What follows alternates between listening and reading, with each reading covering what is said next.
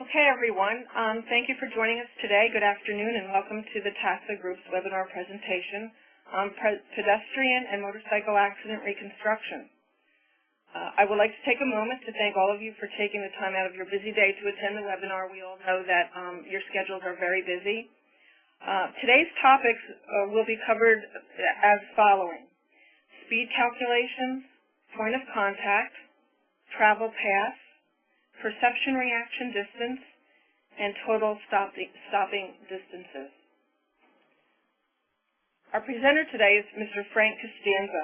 Frank is a traffic accident reconstruction expert who is experienced in over 1,500 full-scale collision investigations and component defect evaluations.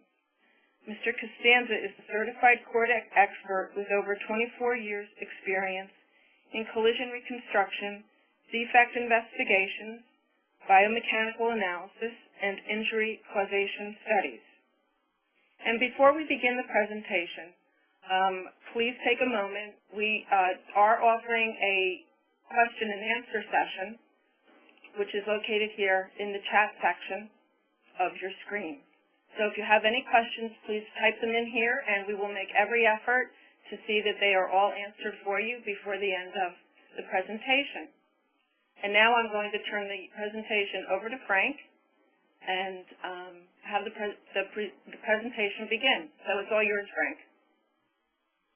Great.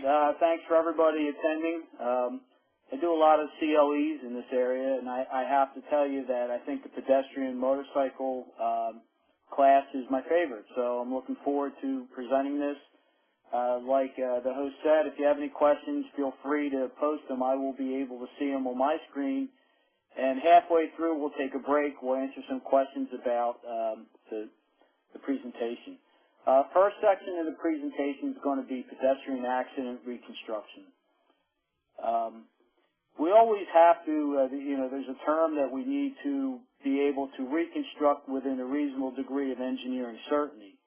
Especially in pedestrian accident reconstructions, the reasonable degree of engineering certainty comes into the degree of which we can collect the data correctly.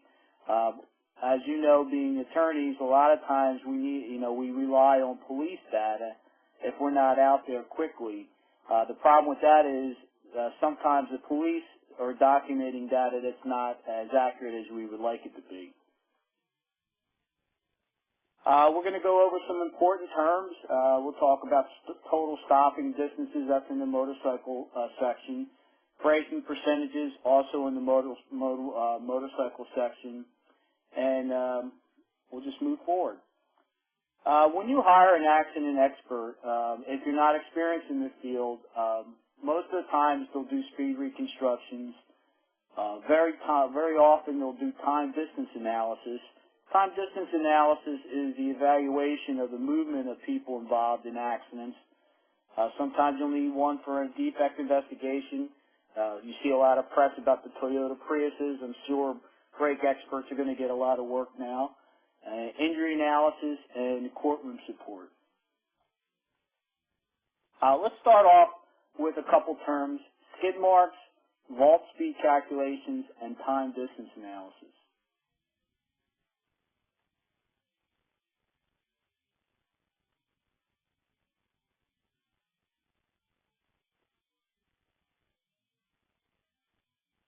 Here's a real-life video that I'm trying. Oh, it's loading up. Here's a real-life video that actually was an accident that occurred in Florida.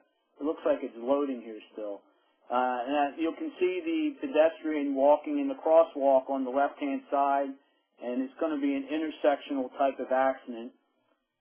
It looks like it's still loading. So we'll wait for it to complete this loading process.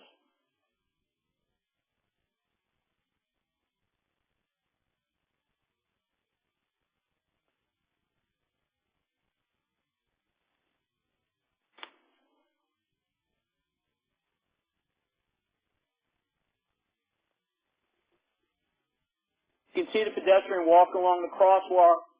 There's an impact, a rollover, and he strikes the pedestrian. Well, when you look at this video, it looks real life. The accident itself is real life. but the animation took part in putting the pedestrian in the crosswalk. When you see this type of impact, you see it and it looks so realistic. That's where technology is with animations. So we're able to actually do animations to be able to provide almost real-life court information for people. Let's get into how we calculate speeds for pedestrians. Basically, what we try to do in most pedestrian accidents, there's usually a skid mark. A person perceives and reacts to a situation, applies the skid marks, and in some point in time along the skid mark, strikes the pedestrian. It either can strike the pedestrian at the beginning of the skid mark, at the end of the skid mark. The preferable way to calculate speeds in pedestrian cases, or like you see in most other cases, we like to base the speed off the skid mark. If we're basing the speed off the skid mark, we need to know the distance, the length of the skid mark. We need to be able to test the coefficient of friction, which is done by an accident reconstruction person. And it's very straightforward. It's the formula we see here. All we need to know is basically the distance of the skid mark and the coefficient of friction, and it gives us the speed in which the car produced that skid mark. In most cases, in pedestrian accidents, you'll see a vehicle skid to a stop. If it's not to a stop, all this information is telling you is how much speed was dissipated by the skid mark itself. When we do pedestrians, and I'll give you the best scenario that I see very often, nighttime accidents.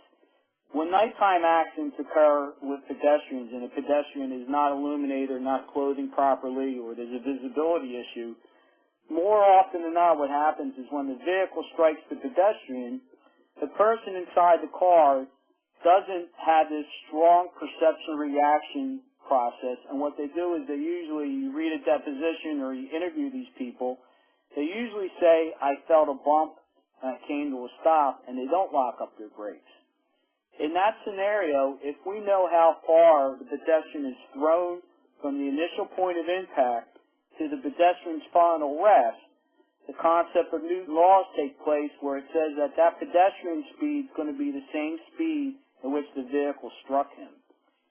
Some are very simple formulas, some are more complicated. This one, as you can see, is the speed in which all you need to know is the throw distance. Use this little speed calculation, and it actually will give you a throw or a speed of the pedestrian, which also gives you the speed of the vehicle that struck the individual. But, you know, there's some inherent problems we had with vault calculations. For instance, you can see this little formula here. Pedestrian vaults a distance of 50 feet. It basically equates to about 33 miles per hour. But what's the vault distance if it's 55 miles an hour? Approximately 200 feet. The problem with our area, and I'm sure with all the areas that we're talking about with people involved, it's very difficult to throw a pedestrian 200 feet without the pedestrian striking something else. Very close to Philadelphia, if someone was struck in the city of Philadelphia and that pedestrian potentially was going to be thrown 200 feet, they're going to strike something else. They're going to strike a parked car, another car, and what happens is when we see the impact and we basically know the point of impact and an incorrect final rest, it's going to give us a lower speed in these cases. So we're really having issues with regards to high speeds in these collisions. If we're dealing with speeds 35 or below, we can usually use this vault technology. When we get higher speeds, it becomes very difficult. In fact, in some cases, there's never even really a vault. There's more of a, you know, unfortunately the person gets their leg removed in accidents, and there's no really vault technology.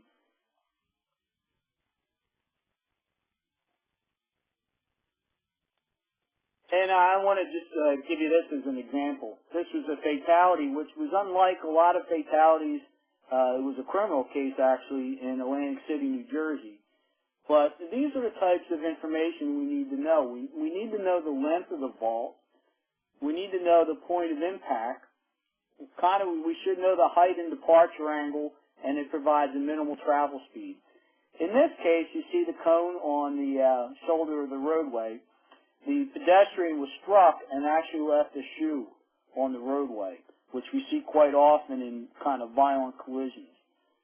So we know where the initial point of contact was between the car and the individual, and we also had some eyewitnesses to support this type of observation. And we know basically where the final vault was.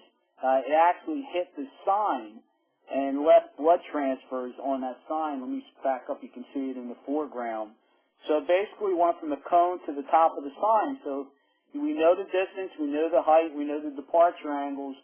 In this case, we can get a pretty accurate speed calculation, and this is more of a complex speed vault calculation. But you can see we're dealing with angles, and in that case, we know what the angles are.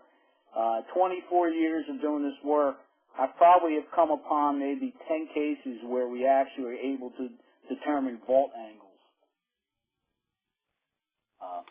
This is a pedestrian case which was interesting in our area.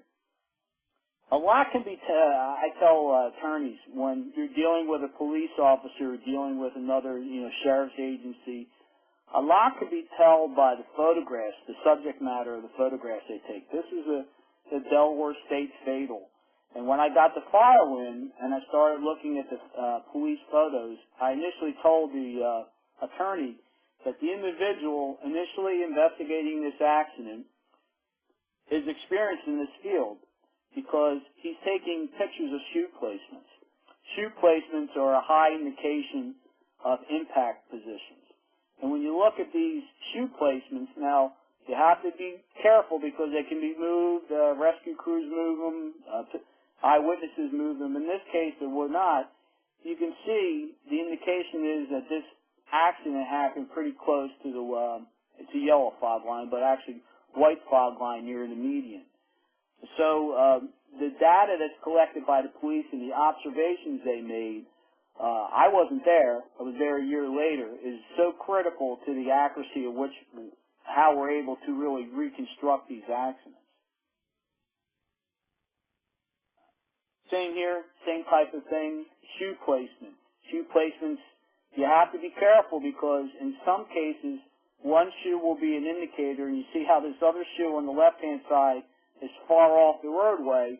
Not uncommon for a pedestrian to get struck and actually fling a shoe or a shoe to be moved. So you just can't go in there with 100%, here's a shoe, this is the point of impact. You have to see if it coincides with the data you're collecting on the roadway. This is an interesting case that happened in a resort town in South Jersey area. The reason why I like to put this up is it was an interesting conflict of statements. First, you can see the travel path going down the roadway. The police took the following statement from the car driver. They said that the car driver told them that this little girl, there was 3 little girls, that the little girl basically walked off the sidewalk near an overhanging traffic light, and she hit it. When we deal with pedestrian cases, there's a term that is called no escape. And what no escape is when we start to calculate stopping distances of cars. In a perception reaction distance takes about 1.6 seconds. So if a car needs, say, 100 feet to perceive and react to the scenario, and this little girl, in this case, walks out and the car's 20 feet away, well, the driver of the car is presented with a no-escape situation. But what was interesting in this case, I told the attorney to take, if something just didn't seem right in the case, I asked him for the medical records, and this was the medical records of the little girl. She wasn't killed, but she was seriously hurt. And you can notice how when we're looking at initial contacts with kids and adults of cars, we're looking for trauma basically below the hip region, where the front bumper, the leading bumper would be in alignment. You look at this photo and you can see the white femur fracture. And as I was telling him, the attorney in this initial case, there's no way this little girl could be walking off the shoulder of the sidewalk with her left side facing the car and get a right femur fracture. And I told him that my initial evaluation was that she was coming from the far side of the roadway for whatever reason. And it played out after it was filed, the suit was filed, and they took some depositions. They found out that these so-called eyewitnesses really did not see the event. Kind of a sad case. I mean, what happened was the three little sisters were actually throwing rocks across the roadway, and there's this little purple rock, so the little girl would run across, get the purple rock, and try to bring it back to her sisters. As she was approximately 2 feet from the sidewalk, she was hit by the other car. So when you're trying to figure out travel paths of pedestrians, you want to be able to derive some of their injury patterns. Have someone analyze the injury pattern.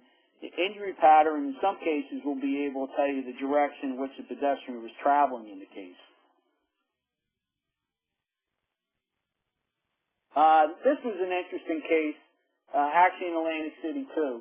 And the reason why I put this one up is I feel like this was a misrepresentation of, like a police investigation. I took this picture from an overhead garage after I started reconstructing this accident, and this is actually, I did the calculations, and this is actually the relationship between the pedestrian and the car involved in the accident. And I took it, there's a cone on the side of the roadway. So I took this to represent how close these two individuals are to each other when this nighttime accident happened. I was doing a criminal defense in this case, and I was representing the driver. What the police investigation said the following was that based on the vault of the person involved in the case, they believed that the impacting car was going 25 in a 25 zone. And my client, who I represented, was going through the intersection on a green light, and the pedestrian was jaywalking. Unfortunately, my lady was a 1.3 alcohol, and the pedestrian was a 2.7 blood alcohol. What the police did this following, if we were all in this group in the classroom, we could discuss this better, but I'll kind of cut to the chase and give you the answers to the questions. What the police said was, well, the time associated with the pedestrian walking off the sidewalk to the point of impact was about 5 seconds. Now, at the corner, at the upper left-hand corner, there was an eyewitness stopped at the light. It was actually a police officer, and he said the following: it was such a dark and rainy night, I didn't see the accident. I just heard it. So what the police said was, well, if it took the pedestrian 5 seconds to walk to the point of impact, the car traveling 25 miles an hour is, say, 150 feet from the accident location. At 5 seconds, that our client should have enough time and distance to bring their car to a stop before striking the pedestrian. There's some issues, there's some serious problems with that. One is, when you're dealing with walking of a pedestrian, there's book values. And he used an average book value of a pedestrian walking at 4 feet per second. When I went to testify in a grand jury, I told them it's unrealistic to think a pedestrian, drunk, jaywalking across the roadway with oncoming traffic is going to walk nonchalantly across the roadway at 4 feet per second.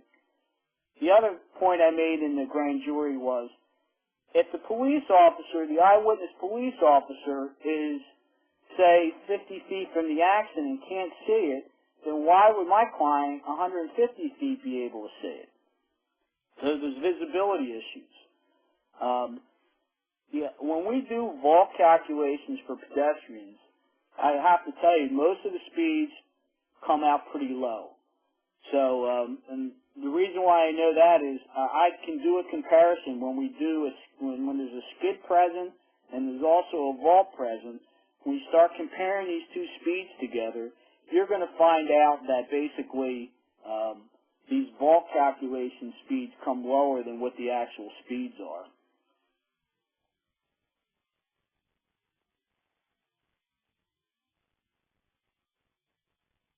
This video looks like it's loading too. While this is loading, I have a couple questions here. We'll wait till this loads and we'll go. How does anti-lock brakes play into your analysis? Anti-lock brakes play into the analysis. It's not going to leave a skid mark like you see. So we may be the only source of reconstructing the speed if there's no skid marks is the vault technology. And if the person didn't vault and there's no skids, I have to tell you there's probably no way to reconstruct the speed in the case. That's not uncommon too. I mean, if you ever hire an expert and they give you the impression that, 100% of the time they can reconstruct the speed, they would be misrepresenting what I see. In some cases, in pedestrian cases, there really is no way to reconstruct the speed. Second question, when you add animation to real-life videos, how does that work? Do you film the scene, vehicles traveling in the accident? Yes. The animation, what we do is we first film it real life. And in this case, if we have a video, like in our area in Philadelphia, it seems like there's a video camera at every intersection. So we can actually take the video and animate the person inside the video. It's done by a firm that I work with.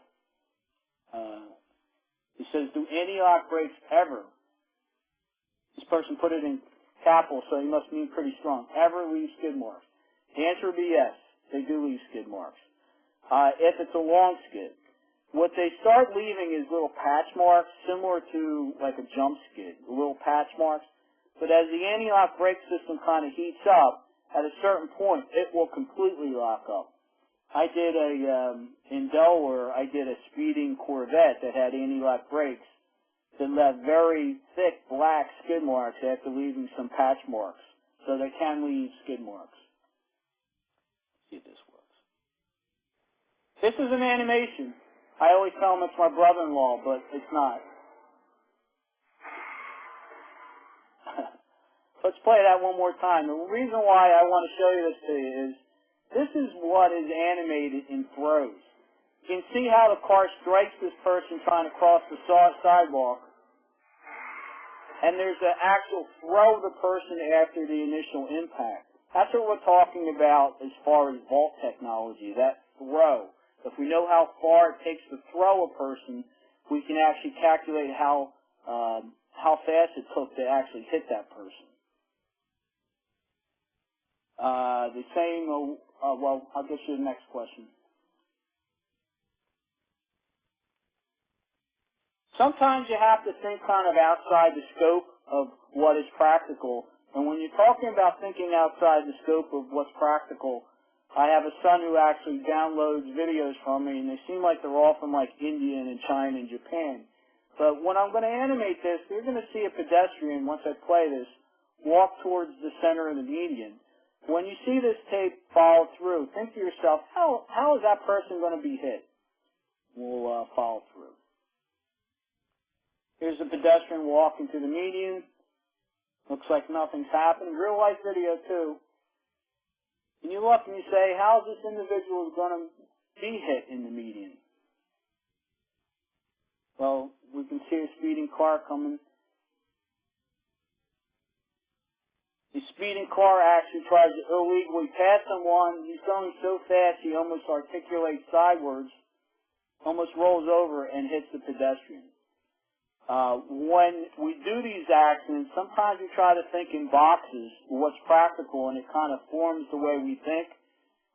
People act irrational sometimes. We have to be able to really put together the fatal information we have and be able, I'll show you one more time, it seems like it loaded again, be able to think outside the scope and really realize what's happening in accidents. More often in pedestrian accidents, I see it a lot.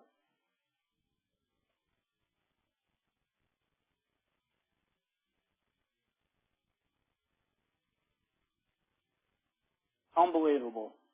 Unbelievable. Okay, we'll move forward. Okay, couple questions here. That's kind of the end of the pedestrian sections, and I have a couple email questions, and the individual was talking about anti-lock brake marks. He says, can those patch marks be used to perform an analysis? Yes, they can. What happens in anti-lock brakes, we talk about the coefficient of friction. What anti-lock brakes does is increases the coefficient of friction. So if we have the length of that anti-lock skid mark, we can do a speed calculation. We just need to get to know the length of that anti-lock brake mark. A couple other questions. One person said, do you make adjustments for weights of people involved in accidents? Unfortunately, the answer would be no. That's one of the limitations of these vault calculations, that there is no kind of adjustment if a little kid who's 45 pounds gets hit compared to an adult who's 300 pounds. Frank? One other says, how are these formulas validated? I think what he means is, how do we know that the formulas we use are accurate? The slide to stop at 30 dFN is a well-known formula. It's derived from Newton's laws of motion. All these formulas are derived from the same Newton's law. And the reason how we determine whether they're accurate enough is what I was telling you before, how we take cases, compare what a skid speed would be to a vault speed using different calculations, and that's how we validate the formulas. Frank, this is Carol. Yep. I have a couple more questions here for you. Okay. And first of all, I want to thank you so much for those slides. It's not only interesting, but very entertaining. So thank you for sharing those with us. Here's the next question. This is from Phil. Can you calculate the same for a bicycle as you do for a pedestrian? Yes. If the bicyclist is vaulted from the impact, similar to what a pedestrian is, you can use the same throw technology for a pedestrian and just apply it to a bicyclist. Okay.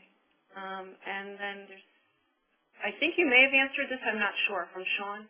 Can the patch marks be used to perform the analysis? I believe you answered that question already. Yeah, that's he's talking about the anti-lock skid brake length. You can use that. Okay. I think that concludes the questions that I have, so we can return to the presentation. Okay, great. Thank you, Frank. Sure. This one's loading up too. One of the things when we deal with pedestrian and automobile collisions there's always, in most cases, there's a difference in sight lines. That becomes always an issue, especially at nighttime. When it's completely dark out, a car would have a visibility towards a pedestrian that is basically provided to him by his front headlights. And in most cases, it's usually like 150 feet or so. For a pedestrian who's crossing at the same intersection, basically the geometry of the roadway restricts his sight line. He can see the travel lights as far as the geometry really lets him see. So in most cases, the pedestrian is going to have a longer sight line than the vehicle, and in general, a longer, kind of like the first decision pattern involved in the accident. This one doesn't look like it wants to load here.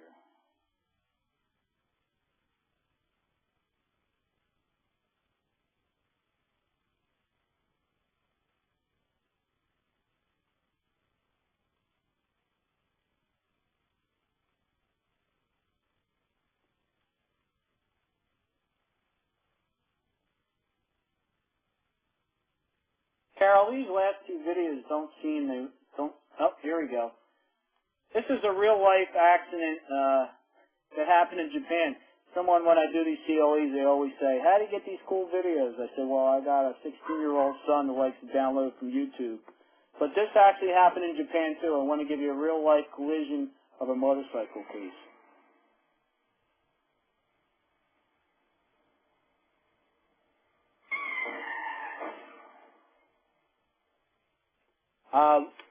The reason why I show this one to people is, one, I'll show it to you again. Motorcycles are almost the same as that says, can you do it for bicycles? You can do it for bicycles. Can you do vault technology for motorcycles? Yes, we can. We can do it for motorcycles, too. The idea is that we have to be able to we have to be able to determine how far the motorcycle guy was thrown from the accident. So in a collision, if the motorcycle person is vaulted from the collision, we can use this vault technology. The reason why I say that is look at this video and tell me, well, you can't tell me I'm here, but he's not vaulted. He basically pops right up in the air. He hits the side of the vehicle, which causes him to pop up in the air and come to a straight stop. In this case, we wouldn't be able to use vault technology. So there are limitations in which we can use this type of information.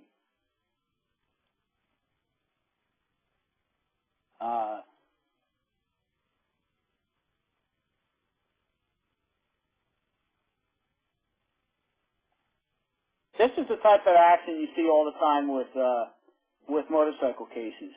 I call them turn in front. You'll see this collision. I'll show it to you twice.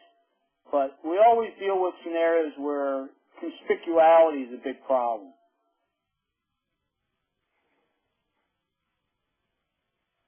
When you deal with motorcycle cases, motorcycle reconstructions, we always get these, not always, but we get these statements from people, I looked and I didn't see them.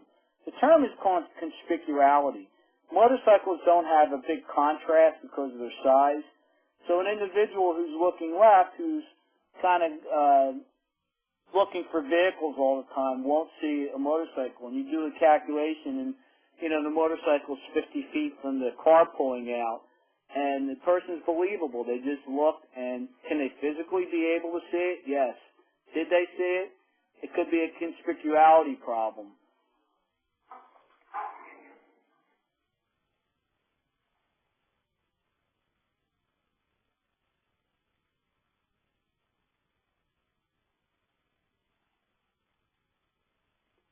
This is the same video. This is the same slide I showed you before about the brake.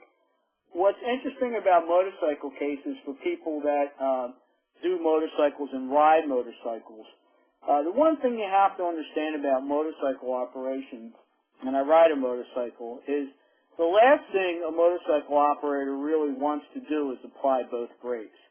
In an emergency situation, most motorcycle operators will apply their foot brake, their back brake. And in that case, the motorcycle is not generating 100% braking capability. But when you have a long skid like this, and this is a police officer once told me, yeah, well, a motorcycle could skid with both the front and the back locked up. When you talk to people, I wouldn't do it. And when you talk to actually professional motorcycle operators, they won't do it either.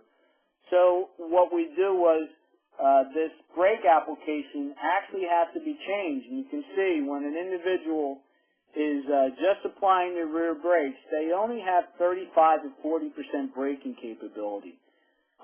When they apply their foot brake and put moderate pressure on their front brake without locking it up, they can generate braking percentages from 60 to 80%, and a full lockup would give them 100%. A moderate brake application from someone who's been involved in a motorcycle accident is unrealistic. Basically what we're trying to tell or make someone believe is in an emergency situation he's going to panic and jam on his back brakes but have enough knowledge to apply threshold braking to his front brakes. Unrealistic. It can happen. It's happened a couple times, but in general I'd say probably 90% of the times I've seen motorcycle operators only apply their back brakes. If they apply both brakes in an avoidance maneuver, they're going to go down. So it's not uncommon for you to see a motorcycle operator maybe leave 50 feet of skid mark and then leave some gouge marks on the roadway where his bike's laid down and maybe just skid into an impact.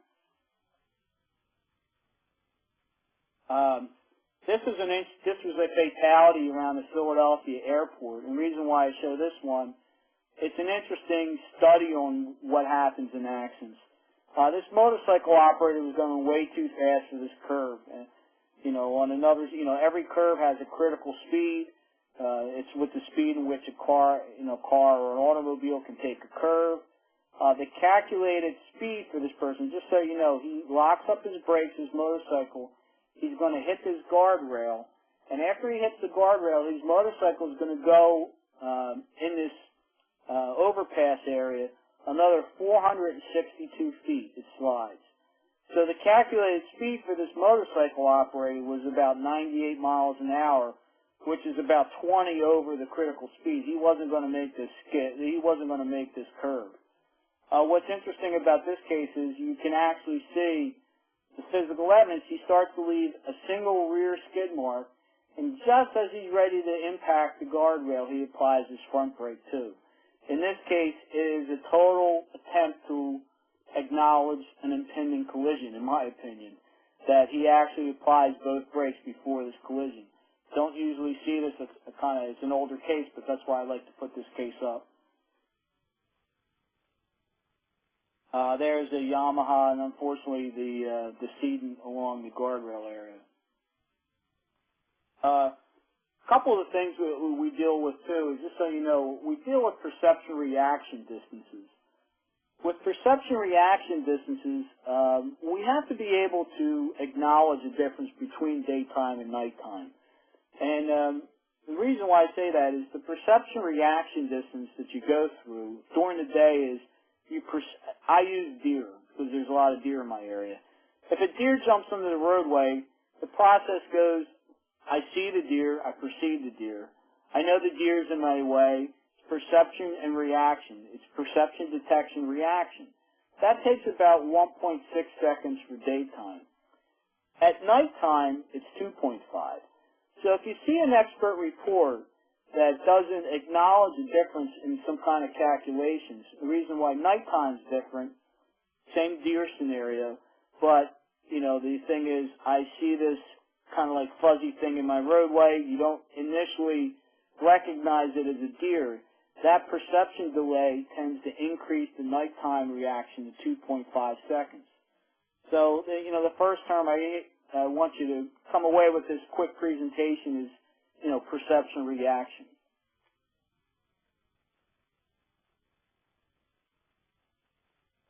We also do total stopping distances, and I was doing a CLE for a law firm, and one of the partners came up to me and said, "Son, if you give us math, we're all going to pass out."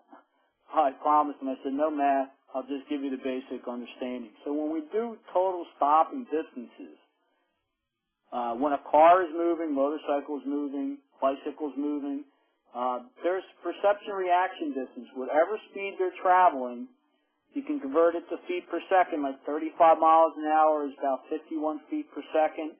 You times that by 1.6. That tells you the distance that that individual is going to travel during a perception reaction distance. To do a total stopping distance, we also have to add in the capability of that car to brake to a stop on a roadway. We're able to calculate that with the formula I gave you before. So when we deal with total stopping distances, we have to add these two factors in, the perception reaction distance and the total braking distance.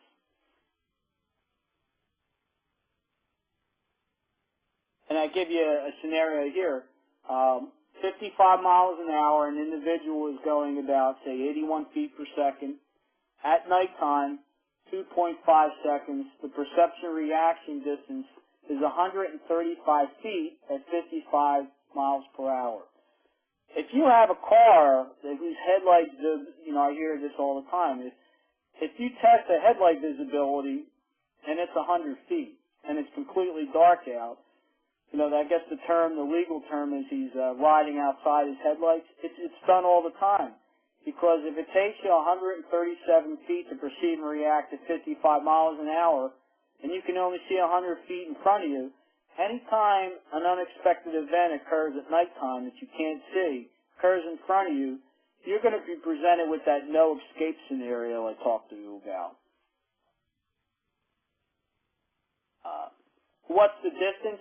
When we talk about motorcycles, which is interesting, what's the braking distance at 55 miles an hour when a motorcycle operator only uses his back brake? And at 55 miles an hour, a motorcycle operator is going to skid to a stop in 360 feet.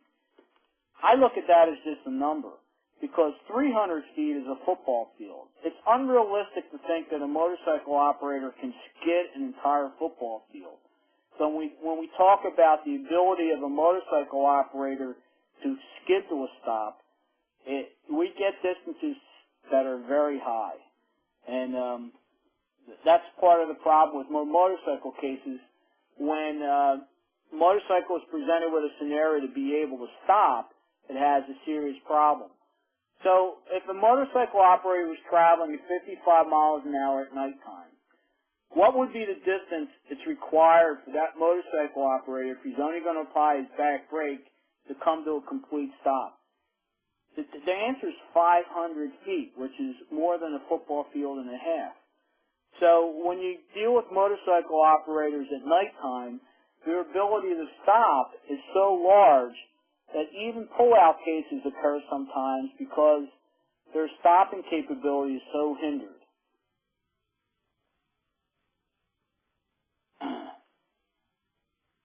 We got some extra time here.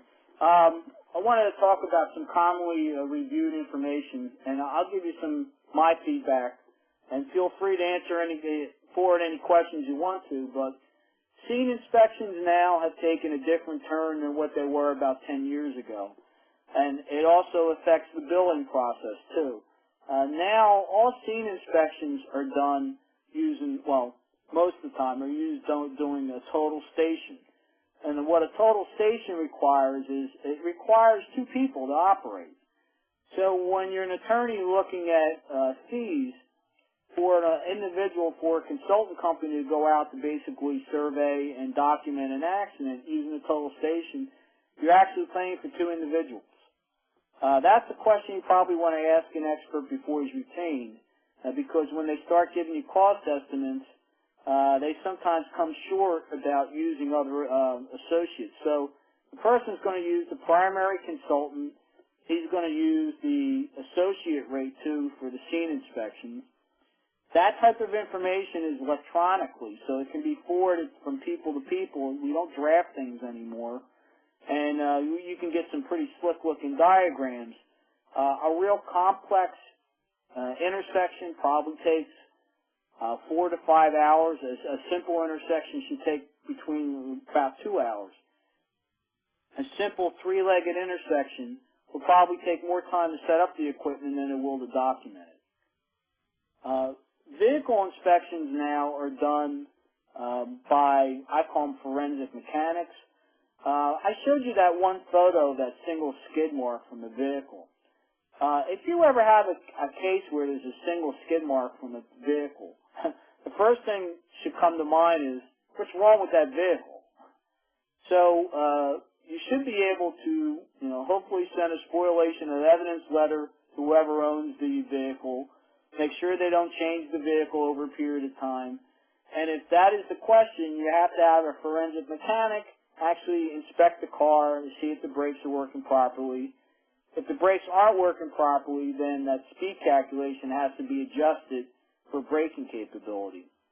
I would not recommend one expert doing all the functions. I think that you should be able to reach out for, forensic mechanic to do that aspect of the case and kind of weave that into a report. Statements and deposition reviews. I told the judge a judge asked me one time about some of my testimony, and I told him, Your Honor, eyewitnesses and people involved in accidents are usually historically bad on time, distance, and speeds. And he asked me why I thought that, and I said, well, most accident events occur in 2 seconds, 2 to 3 seconds when you calculate the time variables. When you do that, and you understand that a person needs a second and a half to perceive and react to a situation, most eyewitnesses involved in accidents only see at most a second. And in a second, we get them into depositions and we start asking questions about speeds and distances, and they're not going to be accurate. And I see a lot of people, a lot of experts, lacking some information in regards to like travel speeds, so they use deposition speeds. Now that would be, that could be couched to say, well, if the eyewitness is correct, this analysis would be correct, but in general, that eyewitness is not correct. So I try to stay away from using deposition people when they start giving very specific data in regards to accidents. They can know, but in most cases, if someone knows a lot of information, I just read one today, said, well, no, I started to avoid the accident when I saw this tree. And it's not realistic. The views of the complaint. I would highly recommend, when I do cases, I don't want to see the complaint. The reason why I don't want to see the complaint is I don't want to be accused of working backwards. And whether the pedestrian or motorcycle cases, a very knowledgeable person who will cross me could bring this up to say, did you review the complaint? It's in your, information you reviewed. And, the answer would be yes, I reviewed the complaint. Well, so you basically knew what the object of the case was before you started your analysis. Well, I reviewed the complaint. I guess I would know that then. And they don't really ask me directly, but one time that was the tone, and his argument to the jury was, well, you see, Mr. Costanzo knew what the defense wanted before he started doing this case. He worked backwards. He made sure all the information fit into that analysis. If I don't have the complaint, they can't make that type of argument. So I would request that the complaint's not sent to me. It is sent to me sometimes, but I don't request it personally. Manufacturer specifications, there's a lot of different sources for manufacturer specifications. They have to be accurate. When we start doing seating heights of motorcycles and vaults from motorcycle operators, the best way is to go to get an exemplary vehicle, exemplary motorcycle, and actually measure the seating height. Case file photographs, I would recommend that all case file photographs be sent in color. I've been doing this a while, and someone asked me a question I thought was interesting. He was being kind of sarcastic, but being a good attorney. He said, Mr. Costanzo, I had black and white photos. He goes, Mr. Costanzo, it seems like you have all the answers in this case. I got a question. What color was the car? And I kind of smiled and said, black. But his point was, I only had color photographs. So now I would request, if available, and not always available, you send color photographs. And research, when I do these CLEs, it seems like a lot of the topics are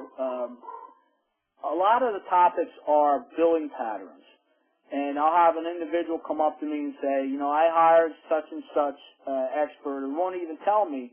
And he says, well, the billing kind of got out of hand. And I said, well, really, in general, most of the reconstructions have an upper tier, and everything falls below that.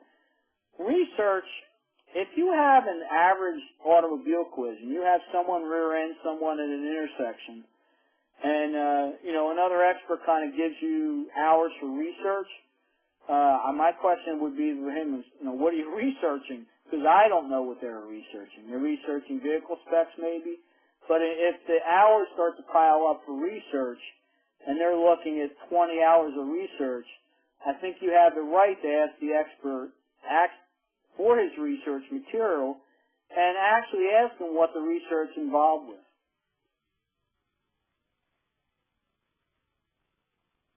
Common problems with accident reconstructions. Inaccurate documentation of physical evidence. People see physical evidence differently when they're not trained. And I'll give you a scenario. I had an accident that occurred, and the police took some photographs and said that this skid mark was made from the motorcycle. Well, I got retained. Three years later, I went back. I took my scene photographs. I documented what I want, and I went back, and I saw the same skid mark on my photos that were on the police photos. Well, that's not possible. 4 years later, 3 years later, the skid mark would be gone. And I realized what the mark was the shadow of the overhanging wires from poles. So when you deal with that, if someone used that as an analysis and you fell into that kind of, I'll just use the police information, the obvious question that you ask an expert is, would you agree with me that if you use bad information, you're going to get bad results. And any expert's going to have to say, I agree with that. And so they'll start attacking the information instead of attacking the analysis. We talked about preconceived conclusions, inaccurate evaluations. Inaccurate evaluations, I kind of call them net opinions. You'll see it when a person's struggling and actually have an analysis section, but they jump right to the cause of the accident. They basically tell you one car's going east, one car's going west, they collided, it's V1's fault. Well, why is it V1's fault? Use of assumptions, we deal with walking speeds of pedestrians, we deal with perception reaction, we deal with uses of assumptions. Make sure that the assumptions that the individual is using is supported by the information you have in the case. Collision outside the scope of reconstructions, and I kind of threw this one in for, and I'll show you some information about that. Net opinions, well, I just talked about net opinions. Outside the scope of expertise, and the best explanation I can give was about 5 years ago, I went to, there was an airbag case I was involved with, and the plaintiff hired a retired state trooper to do his analysis for him. So he gets into the stand, and he's very credible and an amazing individual. He's been working 35 years, did 3,700 reconstructions as a state police trooper, and very experienced. And, I slid the question to the attorney, and the first question in voir dire was to the individual, how many times have you done an airbag analysis? And he turned to the judge real proud and said, this is my first. So the judge very politely looked at him and says, I can't qualify, you can do accident reconstruction, but I can't qualify you to do airbag analysis. So you got to watch out when you want to be able to hire an expert that has the expertise that support your case.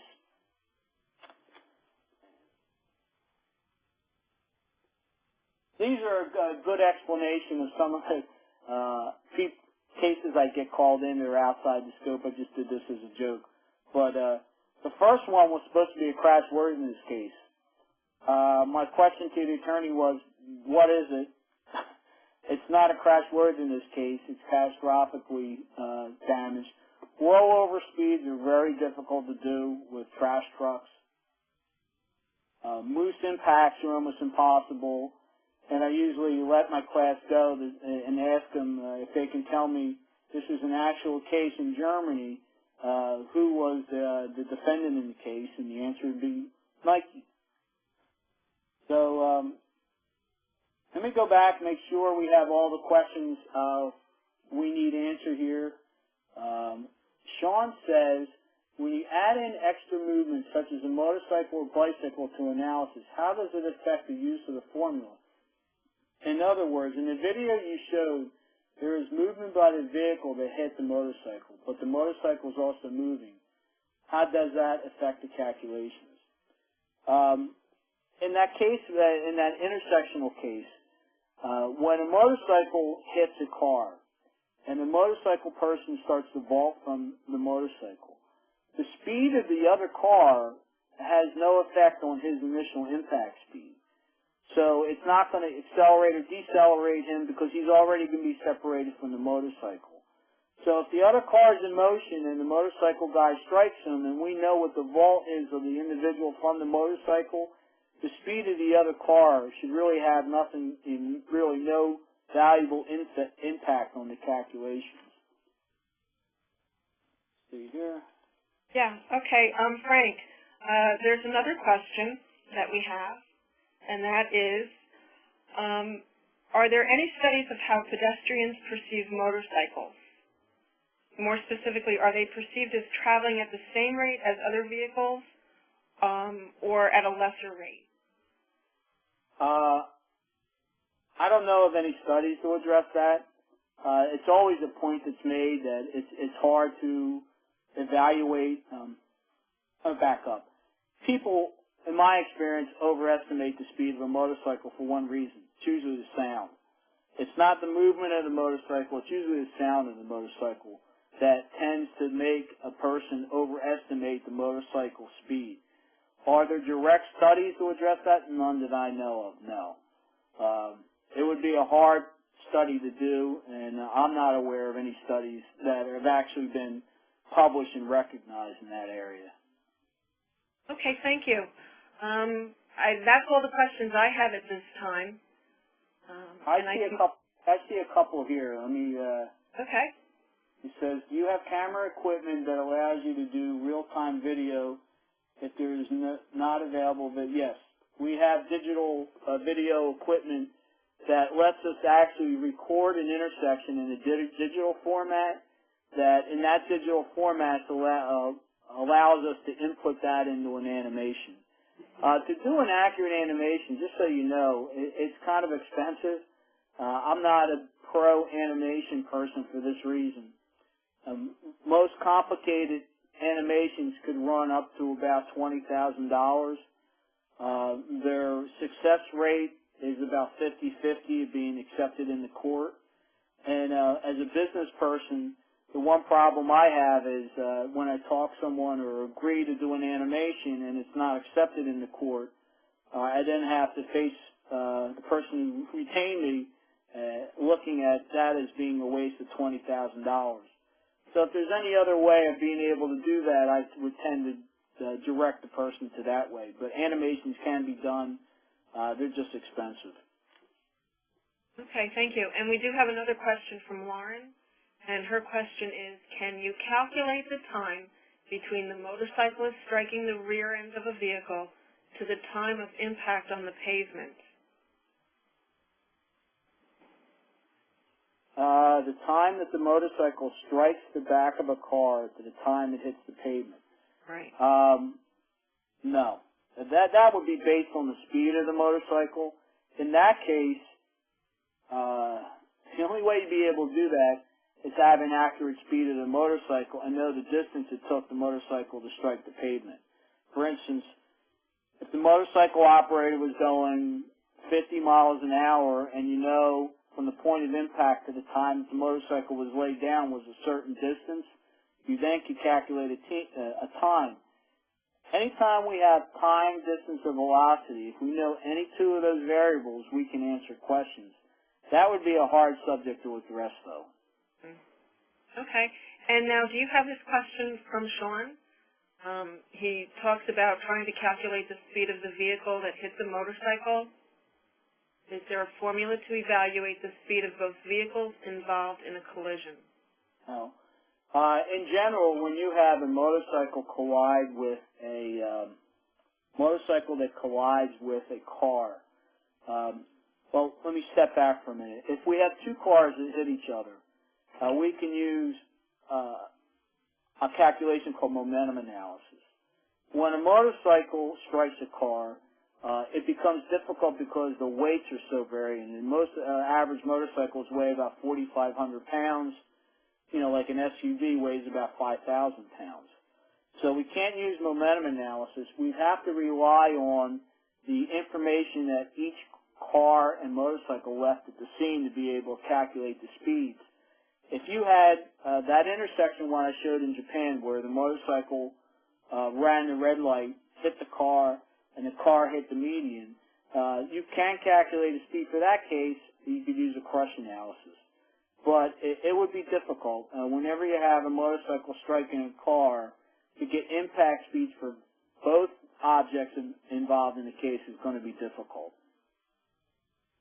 Okay, thank you. That's all the questions I have at this time, Frank. Do you have any additional questions?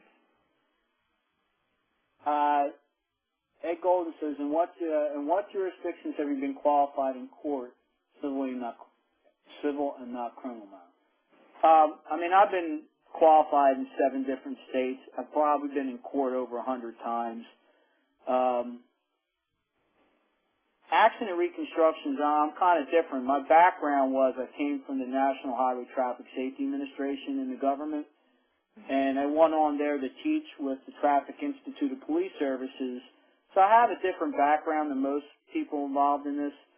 So he asked me, you know, what are my general qualification areas? I've been in qualify for any type of automobile collision involved, pedestrian, automotive, tractor trailers, anything. I'm also a biomechanical expert.